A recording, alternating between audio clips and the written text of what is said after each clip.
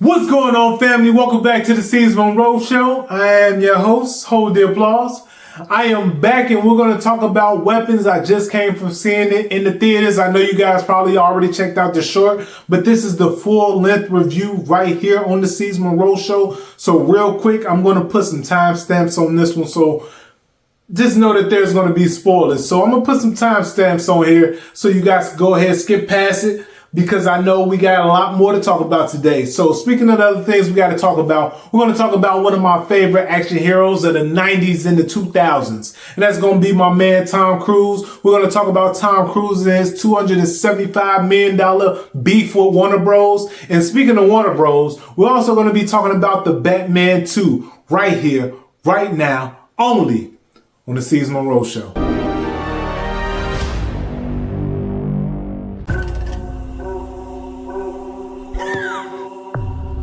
This is a true story. One night, 17 kids walked outside, and they never came back. Those kids walked out of those homes. No one pulled them out. 7, 6, 11, 5. There's something very wrong going on. Moving up and down. So going into Weapons, like I said on my short, I was scared. I was worried because I'm just tired of seeing bad films this year. Like, I'm exhausted.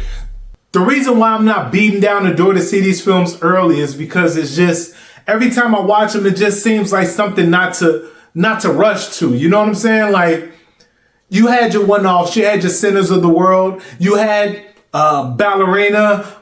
I feel like there's a couple more in there that I'm missing. But that was about it. Like, you didn't really have these hit films. One of Them Days was definitely one of those things that came out earlier this year that just was hilarious. But was it one of those films that you had to rush to? Probably not. But it was a good film. I was able to enjoy this film. That's not what's going on in Hollywood right now. I'm not able to just watch films, enjoy them like I want to, because you either have bad scripts from the strike, you have bad acting, which has been a norm, but the making up of the bad acting was made up from like the writing of the film. And then you have the bad CGI, the bad cinematography. Like, there's simple things like in Superman, everybody's talking about his shoe, and I don't even care about that. That was not the worst part of that film. And if you would have blinked, you would have missed it. But I get the people that seen this and was like, damn, that's a big issue. This is a $225 million film. That's a big issue to just be skipping over simple things like that, right? But I understand. We're here now. Weapons. I wanted to get deeper into this because I couldn't get into the short, but Weapons was a film that was shopped around. This script was shopped around for a little while. And from what I heard, it landed on Jordan Peele's desk. And well, not Jordan Peele's desk, but it landed on Monkey Paw's desk, which is Jordan Peele's production company. And Jordan Peele wasn't the one that passed up on it, but his team did. And he literally fired his team for passing up on it. And I can understand why, because if you watch this film, there is huge elements of Get Out in this film.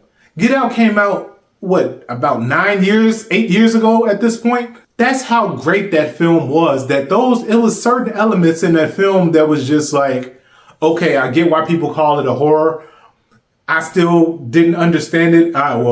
At first I didn't understand it. I get it now. But watching Get Out and just watching how great that film was writing wise, it didn't cost a billion. It didn't cost $500 million to make, $200 million to make this incredible film. It just was good writing, good acting. Let me take that back. Great writing, great acting. They knocked it out the park with that one. And that's why he's on the Mount Rushmore of that guy, right? It's Jordan Peele, and then there's the other guys, especially when it comes to this horror genre. Now, Us, Nope, were they the best? But they were good. They were enjoyable films. They weren't terrible by any stretch. It just wasn't Get Out level. And when you start off with a bang like Get Out, it's kind of hard to not even be consistent with it, but to try to top that is just going to be damn near impossible. But when you see films like Weapons, you understand that it's not just black people looking at Jordan Peele. Like this guy is the white Jordan Peele. Like he's doing what he needs to do, especially in this horror genre. I want to give it James Wan level. I feel like James Wan and Jordan Peele are the only two in horror that's just consistency putting out good material. We'll see what him is not a Jordan Peele directional debut or anything like that, but he is producing it. So we're going to see how this film is, and we're going to go from there. But let me get back to Weapons, because I feel like that's what we came to talk about. So we're going to talk about Weapons. First off, didn't understand where the movie title came from. That's first off the presses. Secondly, when I seen this trailer, I already knew it was going to be some heat, but I had to keep my excitement down because, again, we've been let down too many times this year. First 20 minutes of this film, I was thinking maybe I shouldn't have been as excited as I was going into this film or just watching that trailer. Maybe I got set up is what I was thinking. But as things kept progressing and the story just kept getting deeper into this film, bravo, like chef's kiss. This film was phenomenal. And I get it. Like looking back, it's like, again, they could have shaved off 5 minutes before, 5 minutes within that first 20 minutes and we would have been good type deal. But I get it. They were trying to character build and it started off a little slow, but when it picked up, it just went. And I love the characters in this film. Some of the misprints of these characters, and I'm going to get into that in a little bit. But like the characters in this film, when it came from the teachers, the teacher, and then it came to the parent, Josh Brolin, going into the cop's character. But my favorite was James. James was the crackhead, right? Just every time he came up on screen, the first time you seeing him on screen, hilarious. Had me rolling. And like, to the point where I'm laughing loud in the theater. He was just hilarious. So when you get introduced to James and then something happens between him and the cop and you're like, damn, like, where is this going to lead to? And you just kind of see that dark side of the cop and you're not really understanding why the cop is feeling the way he's feeling at this point in time. And then they kind of go back and they show like what led to this point in this day, which is a lot of things that it was touching on what's going on in society today, like with a lot of cops bringing outside life into work and then bringing work into outside life. And it just, once it's intertwined, it's hard to get away from, and then problems presume, right? It was trying to show that he's a human, but also that he is a villain in this point in time. Like, there's no saving grace for this guy because there was nothing great. There was nothing good he did in this film.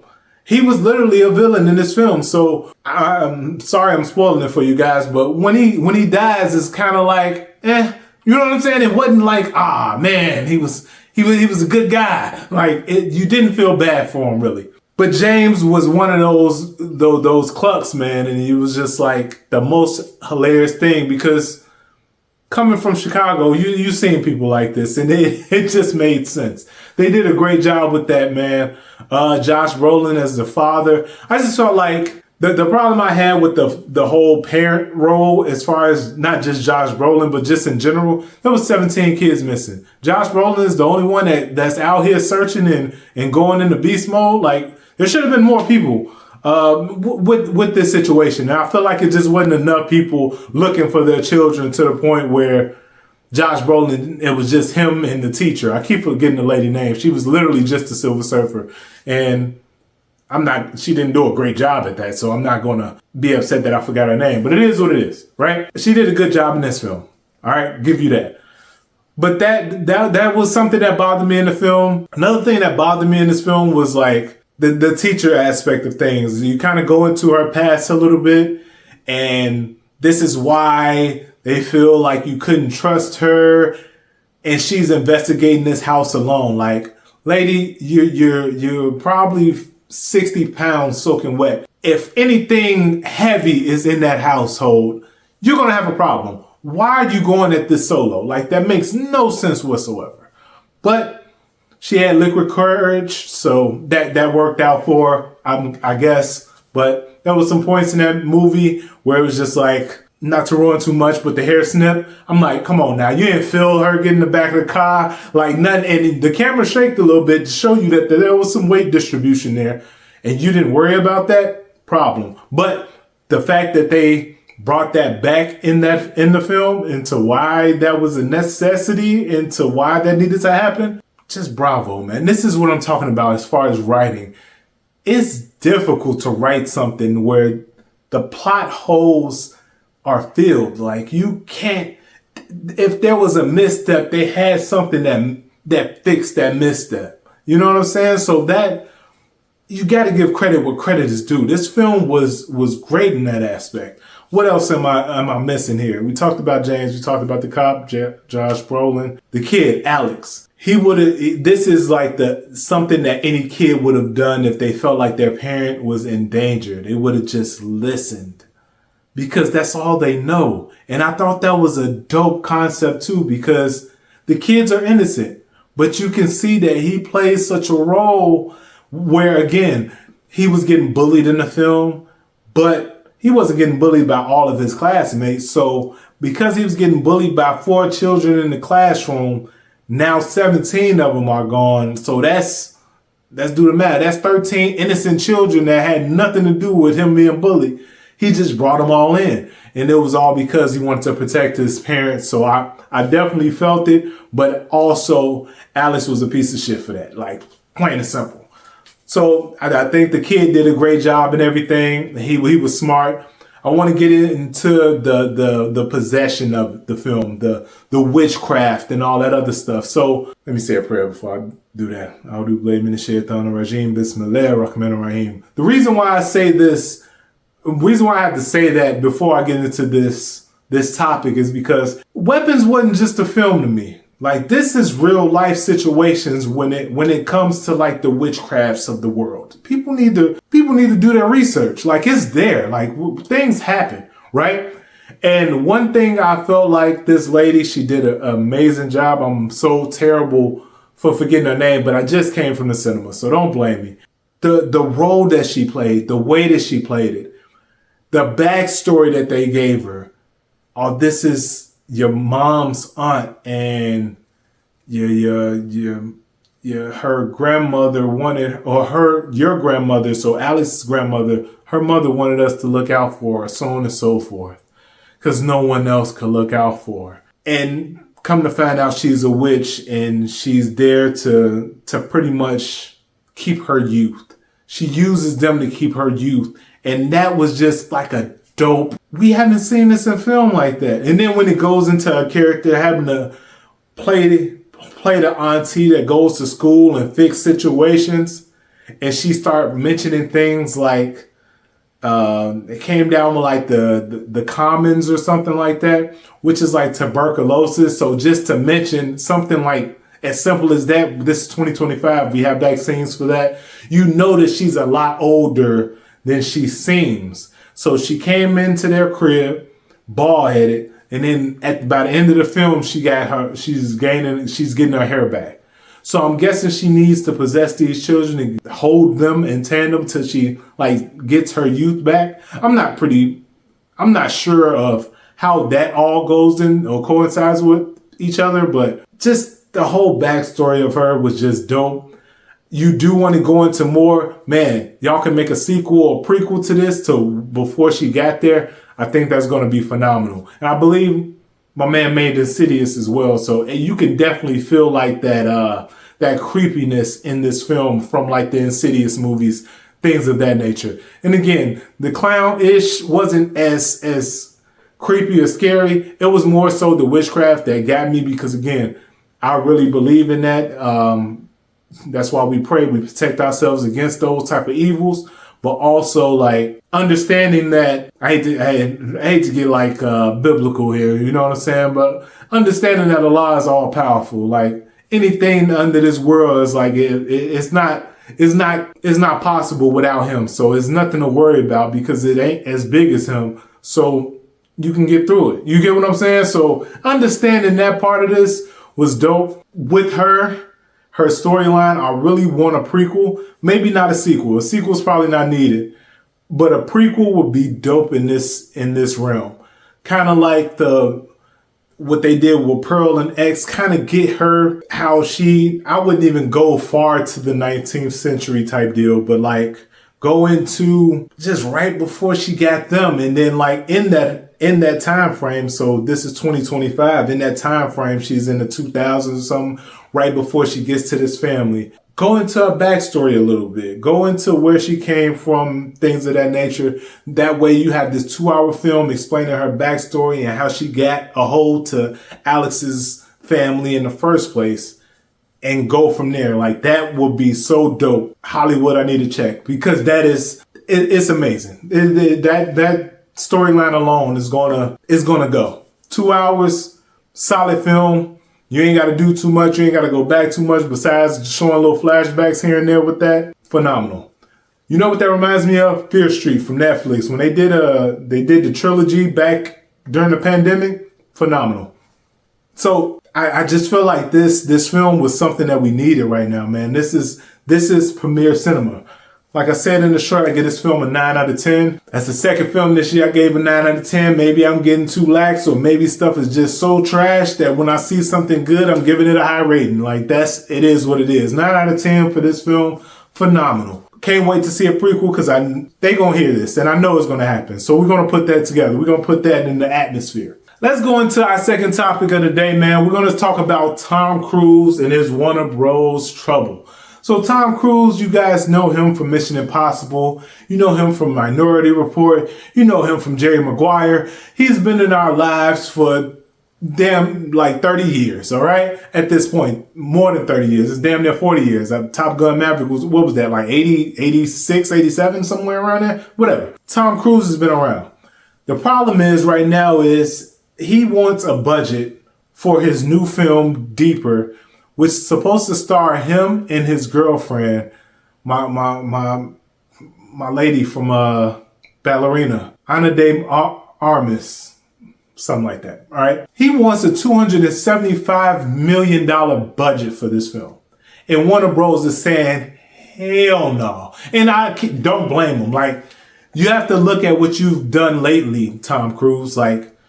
People bring up Top Gun Maverick, but don't know that Top Gun Maverick cost $200 million. Don't know that they spent another $300 million on marketing. That is $500 million. Yes, the movie made $1 billion. So you break that down, collapse it. Movie theaters take half. That's gone. $500 million. That is your money back. That movie broke even because they spent so much money on this film. That's what you get with those type of films. And then you go to Mission Impossible, Dead Reckoning, and The Final Reckoning. Yep. I knew I was going to get it because I remember it was supposed to be Dead Reckoning 2. That didn't happen. So the Dead Reckoning and The Final Reckoning, I believe the combined amount of those films was around 500 to 550. And the marketing was about 150 for the first Mission Impossible, not the first Mission Impossible, but the first of the 2-part film, The Final Reckoning. So I'm not even going to go into how much the marketing budget was for the second part of that. What do you call it? It's Mission Impossible 8. All right. I'm not going to go into the budget of as far as the marketing budget for that. I can only imagine because The Final Reckoning didn't do great either. So the Dead Reckoning kind of flopped. Final Reckoning really flopped. And then you going from Paramount to Warner Bros. And you're asking them for $275 million to just believe. Warner Bros. Don't have the relationship with Tom Cruise that he has at Paramount, like by far.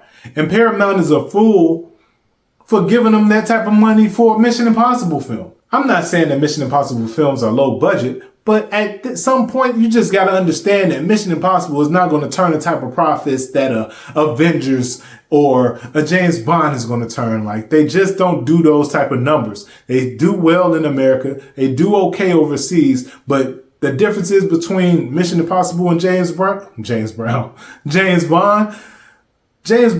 does very well overseas. And then he comes here and does very well. So that's like the trade-off that we have there. So bringing in and paying $500 million for two films that really didn't do so well. And then off of that, you want another $275 million for a film that has no IP behind it, like no history. And this is why it's the golden age of the smaller filmmakers. Like, I don't think Ryan Coogler is a small filmmaker by far.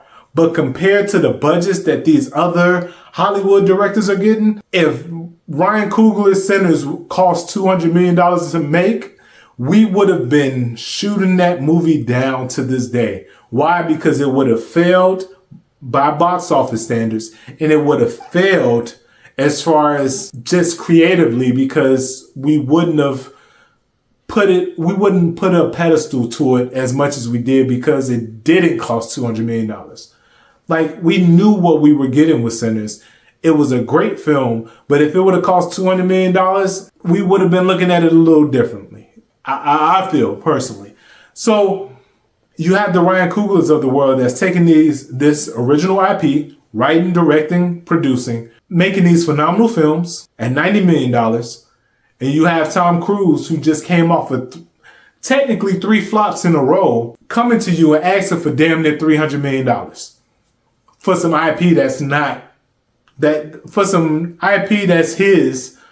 That's really, it's a gamble, because, you know, we're still in the safe world of, hey, we're going to give you $200 million to make Avengers. We're going to give you $400 million to make another Avatar movie, because it turned such a profit the last time you put out an Avatar movie, James Cameron. But Mission Impossible isn't doing that, and you get so much back-end money off of it.